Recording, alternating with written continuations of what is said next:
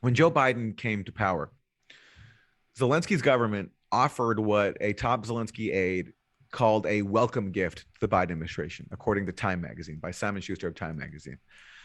And that welcome gift included banning three opposition TV networks that were sympathetic to Russia and tied to, pro-Russian oligarchs inside Ukraine. So it took them off of the air, leaving only networks like Ukraine 24, which is owned by one of the country's richest oligarchs. And look at what a Ukraine 24 presenter said this week. Я знаю, що I'll як translate. журналіст я маю бути I know as a об'єктивним, journalist, I have to be objective, I have to be balanced to give you information with a cold heart.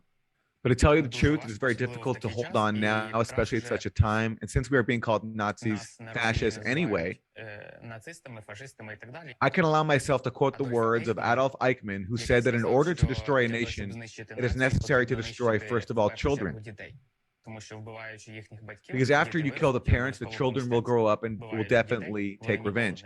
By killing children, they will never grow up and the nation will disappear. The armed forces of Ukraine cannot annihilate Russian children because it is prohibited by the rules of war and prohibited by various conventions, including the Geneva Convention. But I'm not from the armed forces of Ukraine, and whenever I get a chance to massacre the Russians, I will definitely do it.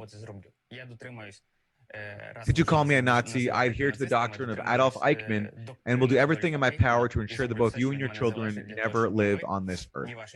In order for you to feel how it is when innocent civilians die, in order for you to feel the pain and suffering when you say, and we did not start the war, it was all Putin, we did not start this, we do not want this war. We didn't want the war either, but you must understand that we are talking about the victory of the Ukrainian people, not about peace. We need a victory. And if we have to butcher all your families for this, I will be one of the first to do it. Glory to the nation. And we hope that such a nation as Russia and Russians will never exist on this earth again, because they are just degenerates who are polluting this earth. If Ukrainians have the opportunity, and this is what they're doing now, generally speaking, butchering, cutting, and killing, strangling Muscovites. And I hope that everyone will contribute and kill at least one Muscovite. Since they're calling me a Nazi anyway. Yeah. Yeah. I'm just going to come out as the Nazi that I am. Yeah, exactly.